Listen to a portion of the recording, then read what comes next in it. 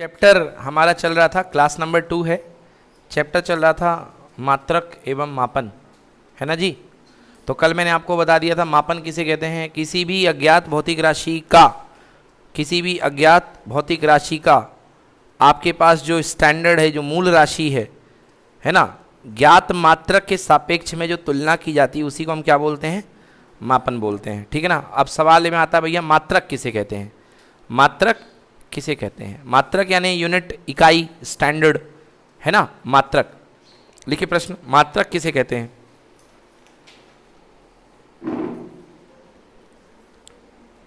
मात्रक किसे कहते हैं? मार्केट में जाओगे कपड़े खरीदने के लिए, जो लॉन्ग वाला कपड़ा आता है उसको खरीदने के लिए मार्केट में जाओगे, दुकानदार क्या निकालेगा? Metre scale. क्या निकालेगा? Metre scale. वो मीटर स्केल एक ऐसा इंस्ट्रूमेंट है, एक ऐसा पैमाना है जिस पैमाने के ऊपर वो आपके कपड़े को नापता है। बोलो हाँ या ना। तो मीटर स्केल क्या है? मात्रक है। मीटर स्केल क्या है? मात्रक। तो मात्रक क्या होता है? मात्रक पैमाना होता है, इंग्लिश में उसको स्टैंडर्ड बोलते हैं। तो लिखिए, किसी भौतिक राशि के परिमाण को व्यक्त करने के लिए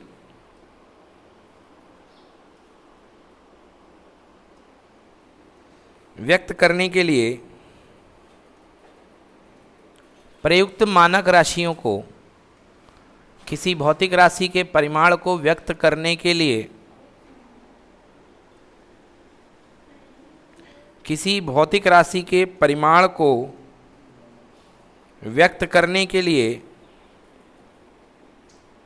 प्रयुक्त मानक राशि को मात्रक कहते हैं।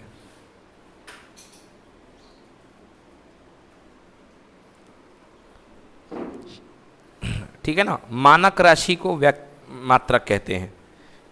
ठीक है ना। किसी भौतिक राशि के परिमाण को व्यक्त करने के लिए प्रयुक्त मानक राशि को मात्रक कहते हैं। आप सभी लोग के घर में मिल्कमैन, दूध वाला आकर के मिल्क देता है और वो मात्रक का इस्तेमाल करता है। उसके पास एक ये मात्रक हुआ करता है जिसको आप बोलते हो लीटर। क्या बोलते हो जी? लीटर। ये उसका मात्रक है। अब आपकी जो अज्ञात राशि है, भाई साहब 5 लीटर मिल्क दे दो। कितने लीटर मिल्क दे दो? तो 5 लीटर का मतलब फिजिक्स में 5 गुणे 1 लीटर, मतलब अज्ञात राशि जो आप खरीदने वाले हो उसमें उसकी मात्रक राशि का कितने गुना कंटेन है? 5।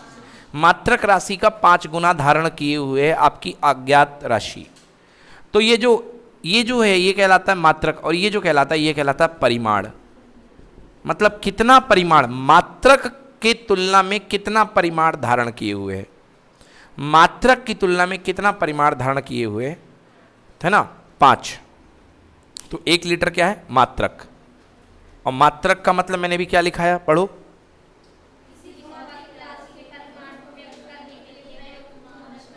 हाँ, तो यहां पर ये जो है ये मानक राशि का परिमाण है। मानक राशि का परिमाण कितना है? 1। कितना है? 1। अब हम जो तुलना करेंगे वो 1 लीटर के रिस्पेक्ट में, 1 लीटर के सापेक्ष में तुलना करेंगे। तो ये मात्रक की बात यहाँ पर हुई खत्म। अब आती है राशियों का वर्गीकरण। अब क्या पढ़ेंगे? वर्गीकरण, बल्कि भौतिक राशियों का वर्गीकरण। हेडिंग डालिए, भौतिक राशियों का वर्गीकरण।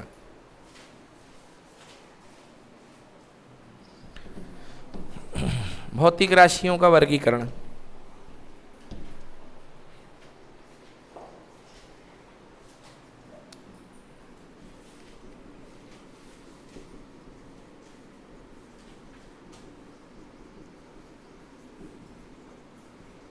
आइए भाई साहब, भौतिक राशि का वर्गीकरण यानी भौतिक राशियां कितने प्रकार की होती हैं। मनुष्य जन्म, धरती में जन्म लेता है तो उसके 2 वर्गीकरण होते हैं। आइदर वो मेल है या वो फीमेल है, पुरुष है या महिला है। बोलो हाँ। इसके अलावा किसी धर्म जाति का ठप्पा ऊपर वाला लगा के नहीं भेजता है, हाँ या ना। वो तो यहाँ पर आने के बाद उसका वर्गीकरण कर दिया जाता है ना।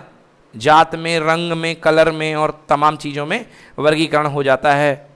उच्च, निम्न, है ना, और भी धर्म वगैरह, ये वर्गीकरण हो जाता है। परंतु जो मूल वर्गीकरण जो हमें नेचर ने दिया है वो ओनली क्या है, मेल एंड फीमेल का।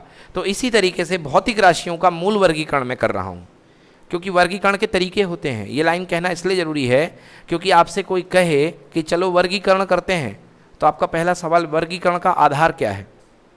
जैसे मैंने कहा क्लास के बच्चों का बंटवारा करो, क्लास के बच्चों के ग्रुप बनाओ, तो पहला सवाल में मन में क्या आएगा, सर कैसा ग्रुप, काहे का ग्रुप, किस चीज़ का ग्रुप, मेल फीमेल का ग्रुप बनाना है कि पढ़ने वालों को और गधे वालों का ग्रुप बनाना है।